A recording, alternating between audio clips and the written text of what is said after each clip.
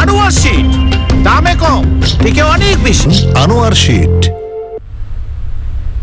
সংবাদ শিরোনামগুলো জানাচ্ছিলাম। এখনকার এই সংবাদ আয়োজন একই সঙ্গে চ্যানেল আই অনলাইনে লাইভ টিভি এবং চ্যানেল আই অনলাইনের ভেরিফাইড ফেসবুক পেজও সরাসরি প্রচারিত হচ্ছে। চলে যাচ্ছি মূল প্রসঙ্গে। করোনা সংক্রমণ ঠেকাতে লকডাউনের ৬ষ্ঠ দিন চলছে। কঠোর নজরদারির মধ্যে স্বাস্থ্যবিধি না মানার প্রবণতা যেমন রয়েছে, তেমনি লকডাউন বাস্তবায়নের দায়িত্বে যারা রয়েছেন তারাও চেষ্টা ত্রুটি করছেন না। রাস্তা জুড়ে রয়েছে ব্যক্তিগত যানবাহনের চাপ আর পায়ে হাঁটা মানুষ। কাজ নেই, তাই কষ্টে রয়েছে প্রান্তিক মানুষ। নীলাদ্রি শেখরের রিপোর্ট।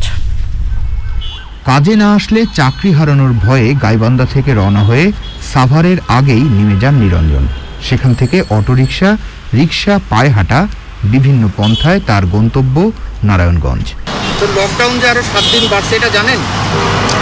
শুনছি তো স্যার, কিন্তু তারপরে তো আইসা লাগবে। এখানে তো কর্মজীবী লোক, আমাদের চাকরি থাকবে না। তো অনেক জনকার চাকরি থাকবে, বলেন চাকরি তো থাকবে না। আমি গেছি একটা কাজে, না 1900 টাকা টিকিট, তারপরেও আমাদের 20 মাইলে নামে দিছে। না নামা যাই গাবতলী পর্যন্ত যাই। গাবতলী তো পার হয়ে চলে আসছে। পার হচ্ছি, তাহলে এখন গাড়ি যেখানে পাবো সেইখানে যাবো। এমন চিত্র যেমন রয়েছে, তেমনি লকডাউনের মধ্যে প্রয়োজন ছাড়াও বের হচ্ছেন অনেকে। মানছেন না স্বাস্থ্যবিধি, নেই মাস্ক। জীবন জীবিকার জন্য ছুটছে মানুষ।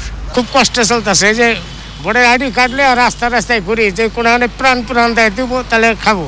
সরকারের এই লকডাউনের সাথে সাথে কিছু দায়িত্বও নিতে হবে। দায়িত্বগুলি যেমন এই নিম্ন আয়ের মানুষগুলোর দৈনন্দিন যে চাহিদাগুলো সেগুলো মেটানোর ব্যবস্থা করতে হবে।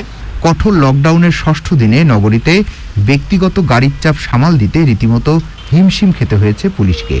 শহর জুড়ে রয়েছে সেনাবাহিনীর তৎপরতা। টহলের পাশাপাশি মোড়ে মোড়ে চেকপোস্ট বসিয়ে কাজ করছে সেনাবাহিনী। যদি তাদের বের হওয়ার কারণটা অথবা যে প্রয়োজন বের হয়েছেন সেটা যদি আমাদের কাছে লজিক্যাল মনে হয় অথবা মানবিক দিককোণ থেকে বিবেচনা করা যায়, যাতে তাদের ভোগান্তি শিকার না হতে হয়, সেজন্য আমরা ব্যবস্থা নিচ্ছি এবং চেষ্টা করছি তাদেরকে এক্সকিউজ করার জন্য। তো আর এর বাইরে যারা আছে, যারা শুধু অপ্রয়োজনীয় সম্পূর্ণ অপ্রয়োজন বের হচ্ছেন, তাদেরকে আমরা শাস্তির আওতায় নিচ্ছি। এই ৬ষ্ঠ দিনে এসে নতুন কিছু অফিস, যেমন আর্থিক প্রতিষ্ঠান, শেয়ার বাজার সহ বিভিন্ন ব্যাংক যোগ হয়েছে। এই যোগ হওয়ার কারণে কিন্তু আপনার গাড়িগুলাও যোগ হয়েছে। করোনা সংক্রমণ কমাতে যে লকডাউন চলছে তা থেকে কার্যকর ফলাফল পেতে সাধারণ মানুষের সচেতনতার উপর সবচেয়ে বেশি জোর দিয়েছেন সংশ্লিষ্টরা। Niladri Shekhar, channel I, Dhaka. দেশে করোনা ভাইরাসের মৃত্যু ও আক্রান্তের সংখ্যা বেড়েই চলেছে। একদিনে রাজশাহী মেডিকেলে 19 জন সহ 9 জেলায় কমপক্ষে 76 জনের মৃত্যু হয়েছে। রোগী বাড়ায় হাসপাতালগুলোতেও অক্সিজেন ও শয্যা সংকট বাড়ছে।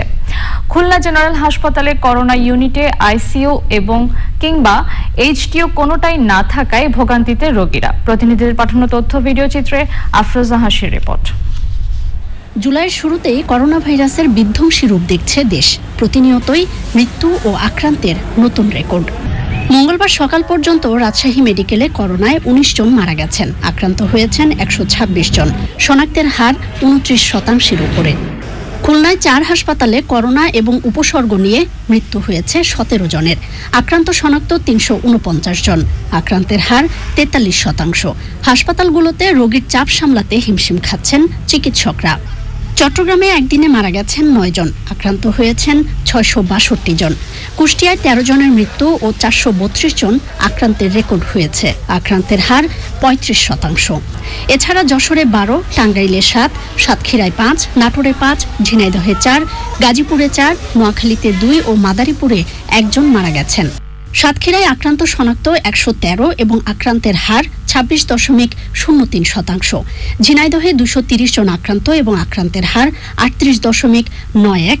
শেরপুরে আক্রান্ত 65, হার 39.16।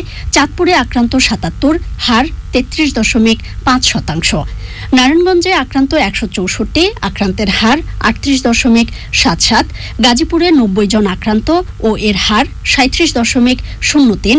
টাঙ্গাইলে আক্রান্ত 413 এবং আক্রান্তের হার 58। নোয়াখালীতে আক্রান্ত শনাক্ত 134 ও হার 30.59%। এছাড়া রাঙামাটিতে 30 ও মাদারীপুরে 88 জন আক্রান্ত হয়েছেন। চলমান লকডাউন কার্যকরে চট্টগ্রামে 16টি ভ্রাম্যমাণ আদালতের অভিযান চলছে।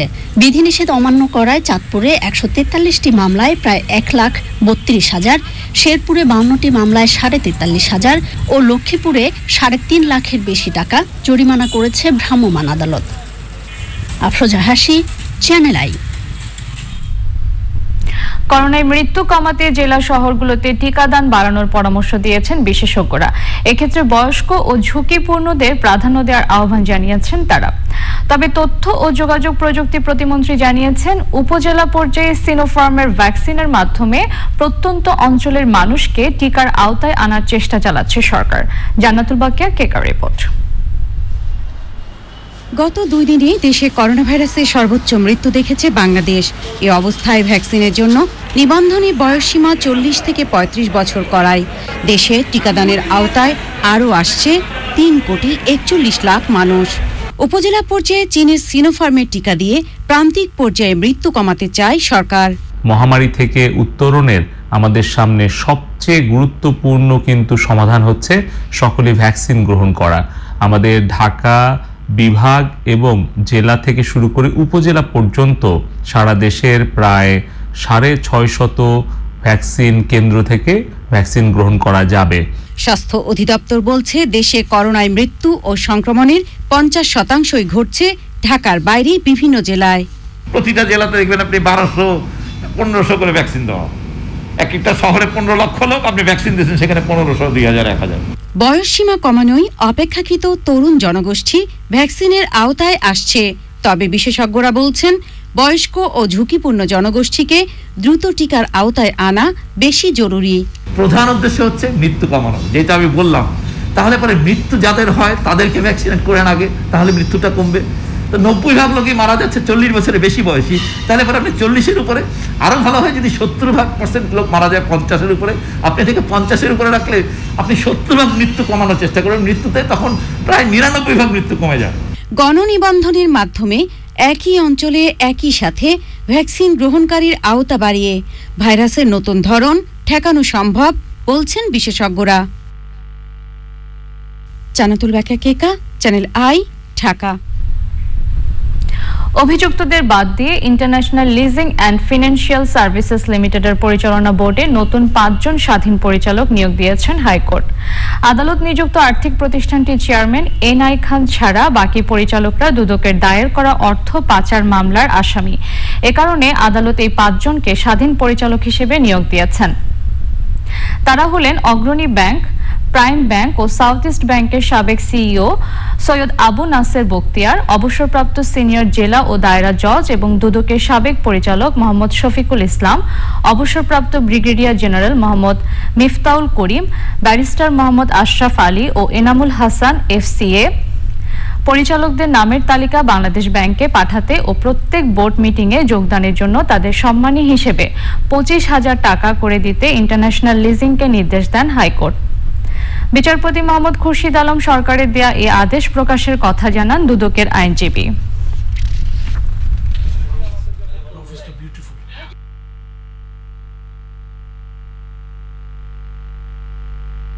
আদেশে বলেছে যারা বোর্ড মিটিংটা পুনর্গঠন করে দিয়েছে, নতুন 4-5 জনকে নতুন করে অ্যাপয়েন্টমেন্ট দিয়েছে এবং যেহেতু আমরা বলেছি ওনারা ফিজিটিভ ফ্রম জাস্টিস, সেটা আদালত অ্যাকসেপ্ট করেছেন। দ্যাট ইজ দ্য অ্যানালজি, এবং ওনারা আর বোর্ডে বসতে পারবেন না। কঠোর লকডাউনের 6ষ্ঠ দিনে ময়মনসিংহ মহানগরীর টহল কার্যক্রম পরিদর্শন করেছেন সেনাবাহিনী প্রধান জেনারেল SM শফিউদ্দিন আহমেদ। সে সময় টহলরত সেনাবাহিনীর সদস্যদের সাথে কুশল বিনিময় করেন তিনি। পরে স্থানীয় প্রশাসনের কর্মকর্তাদের সাথে লকডাউনের চলমান পরিস্থিতি নিয়ে কথা বলেন। সেনাপ্রধানের সঙ্গে ছিলেন general officer commanding army training ও doctrine command lieutenant general Motiur Rahman, major general Syed Tarek Hossain, Mymensingh station commander brigadier general Mohammad Mahbubur Rahman ও অন্যরা।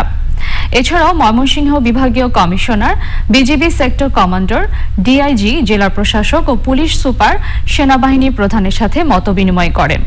ময়মনসিংহ এলাকায় চলমান লকডাউনে সেনাবাহিনী, প্রশাসন ও আইন শৃঙ্খলা বাহিনীর ভূমিকা ও কার্যক্রম পরিদর্শন করে সন্তোষ প্রকাশ করেন সেনাপ্রধান। স্বাধীনতা দিবস উপলক্ষে যুক্তরাষ্ট্রে প্যারেড ও আতশবাজির মাঝে কোথাও কোথাও চলেছে গুলি। এতে শুক্রবার থেকে রোববার পর্যন্ত 72 ঘন্টার মধ্যে দেশটিতে কমপক্ষে 150 জন নিহত হয়েছেন। প্রায় 400-এর মতো গোলাগুলির ঘটনায় হতাহতের সংখ্যা আরও বাড়ার আশঙ্কা করা হচ্ছে। আলভি হোসেনের রিপোর্টে বিস্তারিত। 4 জুলাই ছিল যুক্তরাষ্ট্রের স্বাধীনতা দিবস। এবছর 245তম স্বাধীনতা দিবসের ছুটিতে উৎসব আমেজ তো ছিলই, তবে বিয়োগান্তক ঘটনাও ঘটেছে। দেশ জুড়ে গোলাগুলির ঘটনায় নিহত হয়েছেন কমপক্ষে 150 জন। যুক্তরাষ্ট্রের গবেষণা প্রতিষ্ঠান গান ভায়োলেন্স আর্কাইভ জানিয়েছে ওই 3 দিনে কমপক্ষে 400টি স্থানে গুলির ঘটনা ঘটে। এ সংখ্যা আরও বেশি হওয়ার আশঙ্কা রয়েছে। এ নিয়ে সংবাদ প্রকাশ করেছে মার্কিন গণমাধ্যম CNN। তবে গুলিবর্ষণের ঘটনার কতগুলো আত্মঘাতী সে তথ্য জানতে কর্তৃপক্ষের কাছে আবেদন জানিয়েছে তারা। নিউ ইয়র্কে গত শুক্রবার থেকে রোববার পর্যন্ত 21টি গুলির ঘটনায় 26 জন হতাহত হয়েছে। 2020 সালের প্রথম 6 মাসের তুলনায় চলতি বছরের প্রথম 6 মাসে নিউ ইয়র্কে বন্দুক সহিংসতার ঘটনা 40% বেড়েছে। গত বছর এই সময় গোলাগুলির ঘটনায় 767 জন হতাহত হলেও এই বছর সে সংখ্যা বেড়ে দাঁড়িয়েছে 885 জনে। একই সময় শিকাগোতে 88 জন বন্দুক হামলার শিকার হয় এবং তাদের মধ্যে 14 জন নিহত হয়েছেন। শিকাগোর পুলিশ প্রধান ডেভিড ব্রাউন গত সপ্তাহকে পুলিশের জন্য বছরের সবচেয়ে চ্যালেঞ্জিং বলে উল্লেখ করেছেন। To put a stop to the senseless violence and to take guns out of the hands of criminals. এছাড়া টেক্সাস, ডালাস, আটলান্টা সহ পুরো আমেরিকা জুড়েই এই ধরনের সহিংস ঘটনা ঘটে। Alvi Hossain, channel I. প্রিয় দর্শক, সংবাদের এই পর্যায়ে নিয়ে নিচ্ছি অশোক লিলেন ইফাত অটোস বিরতি। বিরতির পর অন্যান্য সংবাদের সাথে জানিয়ে ফিরব। পেরুকে হারিয়ে কোপা আমেরিকার ফাইনালে ব্রাজিল, 11 জুলাই শিরোপার লড়াইয়ের প্রতিপক্ষ আর্জেন্টিনা বা কলম্বিয়া।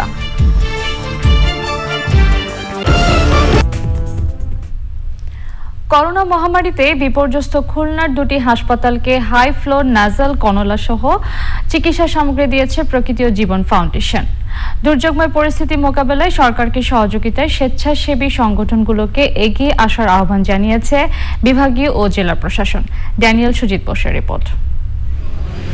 এই মুহূর্তে দেশের সবচেয়ে বেশি করোনা সংক্রমণ ও মৃত্যু ঝুঁকিতে রয়েছে খুলনা অঞ্চল। এ পর্যন্ত জেলায় আক্রান্ত হয়েছে 16,978 জন এবং মৃত্যু হয়েছে 304 জনের। রোগীর চাপে অক্সিজেনের চাহিদা বেড়েছে, পরিস্থিতি সামাল দিতেই হিমশিম খাচ্ছে হাসপাতালগুলো। এমন অবস্থায় খুলনা মেডিকেল কলেজ ও সদর হাসপাতালকে চিকিৎসা সামগ্রী দিয়েছে পরিবেশ সংরক্ষণে কাজ করা প্রতিষ্ঠান প্রকৃতি ও জীবন ফাউন্ডেশন। আমাদের হাতে যা আছে সবগুলোই কাজ করছে। আমরা আজকে দুটো পেলাম, তাতে আরো 2 জন রোগীর আমরা আরো বড় সার্ভিস দিতে পারবো। এটা অবশ্যই রোগীদের জন্য এই ক্রান্তিকালে একটা মহৎ উদ্যোগ। প্রকৃতি ও জীবন ফাউন্ডেশনের উদ্যোগের অক্সিজেন সরবরাহে হাই ফ্লো নেজাল ক্যানেলা সহ চিকিৎসা সামগ্রী অনুদানে প্রশংসা করেছে স্থানীয় প্রশাসন। প্রকৃতি ও জীবন ফাউন্ডেশনকে আমরা ধন্যবাদ জানাচ্ছি এবং আমরা একই সাথে সমাজে যারা বিত্তশালী রয়েছেন তাদেরকে অনুরোধ করব যে এই ধরনের সামাজিক যে কাজের জন্য, মানবতার জন্য তারা যদি সহযোগিতা করেন। আমরা আশা করছি এই প্রকৃতি ও জীবন ফাউন্ডেশনের দেখা দেখি আরো সমাজের বিত্তশালী যারা আছে বিভিন্ন প্রতিষ্ঠানগুলো, ইন্ডাস্ট্রিজ, ব্যক্তি পর্যায়ে আমাদের পাশে এগিয়ে রাখবেন। আমরা আনন্দিত যে এই সময়ে ওনাদের পাশে পেয়েছি। মহামারীর ভয়াবহতা থেকে সাধারণ মানুষকে রক্ষায় সরকারকে সহযোগিতায় রাজধানী সহ দেশের বিভিন্ন জেলা হাসপাতালগুলোকে চিকিৎসা সামগ্রী দিয়ে সহায়তা করছে Prokriti o Jibon foundation. Daniel Sujit Bose, channel I, Khulna. এবার থাকছে indie cafe global silk city সংবাদ।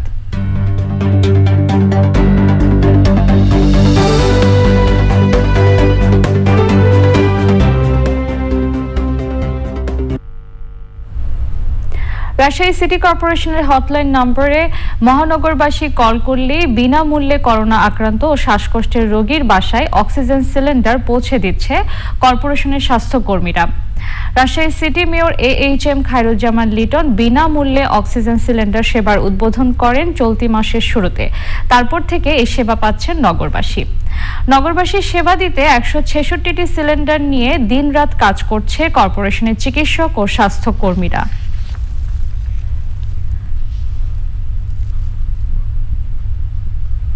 এখন দেখবেন নিটল টাটা কৃষি সংবাদ।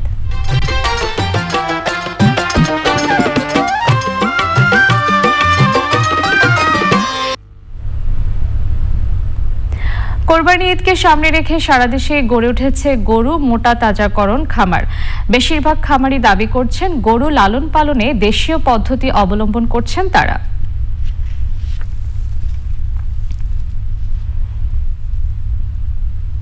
এবার থাকছে প্রকৃতি সংবাদ।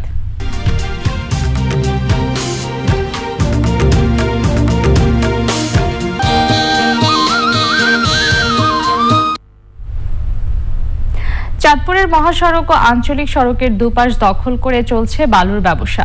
প্রকাশ্যে অনুমতি ছাড়াই ব্যস্ত সড়কে দীর্ঘদিন ধরে চলছে এই ব্যবসা। অবৈধ বালুর ব্যবসার কারণে ভোগান্তিতে শিক্ষার্থী, পথচারী, যাত্রী ও যানবাহন চালকরা।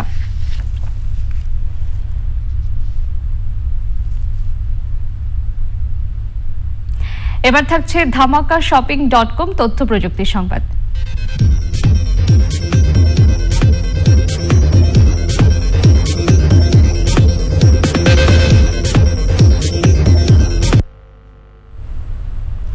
মহাকাশ স্টেশন থেকে বের হয়ে প্রথমবারের মতো মহাশূন্যে হাঁটলেন চীনের 2 নভোচারী। স্টেশনের বাইরে ক্যামেরা স্থাপন এবং বিভিন্ন যন্ত্র স্থাপনের জন্য মহাকাশযানের বাইরে পা রাখেন তারা। প্রথমে লিউ বমিং নামের এক নভোচারীকে কেবিনের বাইরে নেওয়া হয়। পরে বাইরে আসেন ট্যাং হংবো নামের অপর নভোচারী। ক্যামেরা স্থাপন ছাড়াও রোবোটিক হাতের কার্যক্ষমতা পরীক্ষা করেন তারা। এই ঘটনাকে মহাকাশ গবেষণায় বড় অর্জন বলছে বেইজিং। জুনে লং মার্চ 2F রকেটে করে তিয়াঙ্গন নামের স্পেস স্টেশনে পৌঁছান 3 নভোচারী। মহাকাশ স্টেশনে 3 মাস অবস্থান করবেন তারা। এবার জানাবো ইভালি খেলার খবর।